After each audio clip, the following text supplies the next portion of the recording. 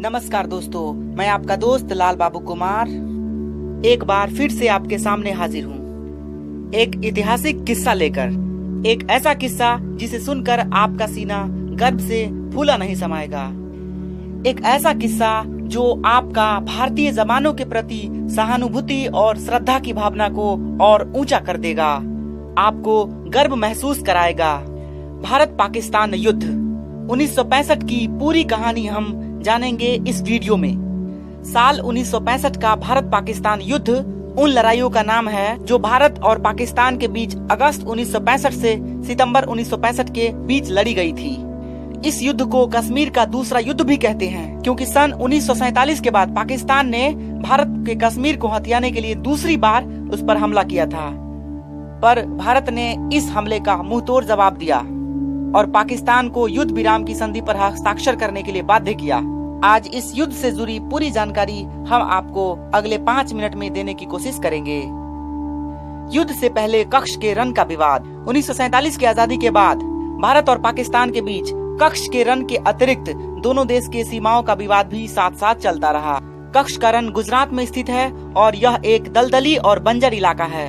अप्रैल 1965 में पाकिस्तान जानबूझकर कक्ष के रन में झड़प शुरू कर दी। पाकिस्तान ने इसे ऑपरेशन हेजर्ड हक नाम दिया था। 1 जून 1965 को इंग्लैंड के प्रधानमंत्री ने दोनों पक्षों के बीच लड़ाई को रुकवाने का काम किया। अगली कड़ी में शुरू हुआ ऑपरेशन जिब्राल्टर। कक्ष के रन से उत्साहित होकर पाकिस्तान के राष्ट्राध्यक्ष और सेना पर दबाव डाला कि भारत पर हमले का आदेश दिया जाए। अपने नेताओं के कहने पर अयूब खान ने अपने सैनिक को गुप्त रूप से तैयार होने के लिए सूचित किया, जिसका उद्देश्य भारतीय कश्मीर में विद्रोह को भड़काना था। पाकिस्तान का भारत पर हमला करने के कुछ और भी कारण थे, जैसे कि 1965 से पहले 1962 में भारत चीन से जंग हार चुका था और पाकिस्तान को अमेरिकी गुट में शामिल होने की वजह से उसे काफी तरह के आधुनिक हथियार भी मिल चुके थे, जबकि भारत को किसी देश का साथ नहीं था। ऑपरेशन जिब्राल्टर के तहत 5 अगस्त 1965 के तहत पाकिस्तान के 25 से 30 हजार सैनिक कश्मीर के स्थानीय लोगों के कपड़े पहनकर भारत के कश्मीर में घुसे ताकि वहां के लोगों को भड़का सके। भारतीय सेना को जब इस बात का पता चला तो उन्होंने तुरंत पाकिस्तानी सेना को खदेड़ना और गिरफ्तार करना शुरू कर दिया। 15 अगस्त को भारतीय सेना ने पाकिस्तानी कब्जे वाले कश्मीर में हमला बोला। 28 अगस्त तक भारत पाकिस्तान के कब्जे वाले जो पाकिस्तान का हिस्सा भारत का हिस्सा है जो पाकिस्तान कब्जा किया था उसके 8 किलोमीटर अंदर के एरिया तक पहुंच गया था और भारत ने हाजी पीर दर्रे पर भी कब्जा कर लिया था। पाकिस्तान का ऑपरेशन जिब्राल्टर फेल हो गया। उधर भारतीय सेना पाकिस्तान के महत्वपूर्ण शहर मुजफ्फराबाद के सिर पर आ चुकी थी। मुजफ्फराबाद पर दबाव कम करने के लिए 1 सितंबर 1965 को पाकिस्तान ने ऑपरेशन ग्रैंड स्लैम शुरू किया, जिसका उद्देश्य जम्मू और कश्मीर के शहर अखनूर पर कब्जा कर कश्मीर का भारत से संपर्क तोड़ना था, ताकि मुजफ्फराबाद के लिए लड़ रहे भारतीय सैनिक के लिए जो रसद सप्लाई हो रहा था उसको रोक दिया जाए। ऑपरेशन ग्रैंड स्लैम का प्रभाव कम करने के लिए प्रधानमंत्री लाल बहादुर शास्त्री का आदेश पाकर भारतीय सेना ने 6 सितंबर को पंजाब से नया मोर्चा खोल दिया ताकि लाहौर पर कब्जा किया जा सके। लाहौर पर हमले की खबर सुनते हुए कश्मीर में जो सेना लड़ रही थी पाकिस्तान की वह लाहौर को बचाने के लिए वापस यहाँ से चली गई। कश्मीर में पाकिस्तान का प्रभाव कम होने के साथ ही उसका ऑपरेशन ग्रैंड स्लैम भी फेल हो चुका था।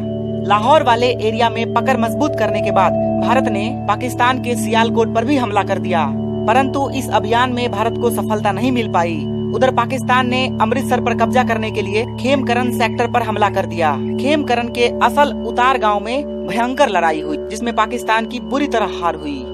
असल उत्तर की लड़ाई में पाकिस्तान के पास 200 से ज्यादा अमेरिकी सैनिक और टैंक थे, पर उनमें से 100 से भी ज्यादा भारत के द्वारा नष्ट कर दिया गया। यूं कहिए कि भारतीय जवानों के हौसले के सामने उनके टैंक भी नहीं टिक पाए और सेना भी नहीं टिक पाई।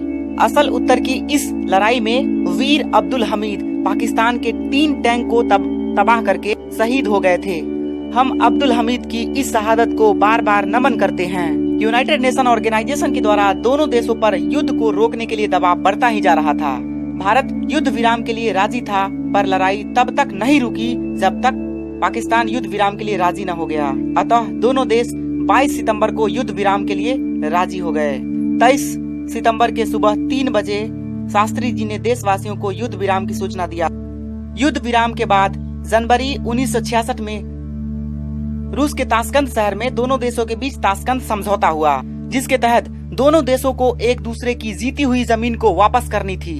शास्त्री जी ने जीती हुई जमीन को वापस करने से इनकार कर दिया था, या यूं कहिए कि वो इस बात पर सहमत नहीं थे, पर बड़ी शक्तियों के दबाव में उन्हें मजबूरन इस संधि पर दस्तखत करने पड़े।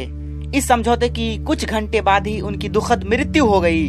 हम लाल बहादुर शास्त्री के साहस और उनके योजनाबद्ध तरीके से युद्ध जीतने के नियमों का नमन करते हैं। इसके अलावा भी युद्ध से जुड़ी कुछ बातें हैं जिन पे हम बात कर सकते हैं। ताशकंद समझौते के तहत फरवरी 1966 तक दोनों देशों के बीच सीमाएं अपने अपने जमीन पर वापस चली गई थी। युद्ध में भारत ने पाकिस्तान के 720 किलोमीटर के इलाके पर कब्जा कर लिया था, जबकि पाकिस्तान ने भारत के केवल 210 वर्ग किलोमीटर के एरिया पर ही कब्जा किया था। भारत के कब्जे में सियालकोट, लाहौर और कश्मीर के उपजाऊ इलाके थे, जबकि पाकिस्तान के कब्जे में सिंध और क्षेत्र के कुछ रेतीले और पथरीले इलाके थे।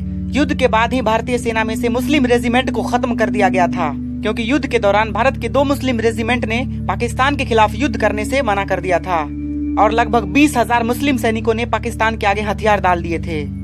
उनकी इस बेवकूफी के कारण भारत को उस समय बहुत ज्यादा नुकसान हुआ था। तो ये वीडियो आपको कैसी लगी हमें कमेंट सेक्शन में जरूर बताइए और वीडियो को लाइक कीजिए और हमारे चैनल को जरूर सब्सक्राइब कीजिए। धन्यवाद।